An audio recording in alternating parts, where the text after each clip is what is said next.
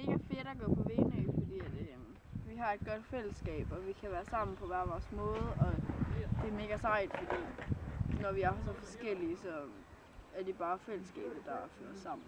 Så det er det, der er fedt ved at gå på Venø. Det er virkelig fedt, at man lærer så mange forskellige mennesker at kende, som man slet ikke havde troet, der eksisterede. Og så er det virkelig fedt, fordi man bare kan være 100% sig selv og gå rundt og se sådan her ud hele dagen, uden nogen siger noget til det. Uden nogen kommentarer, uden nogen sådan, oh my god, sådan noget dummet-agtigt. Det er mere bare sådan for hyggens skyld, at vi hygger os rigtig meget, og man lærer rigtig meget af hinanden også. Det er det, jeg synes, der er fedt. Det er bare dejligt. Det er sådan det. Fuck, hvor sødt.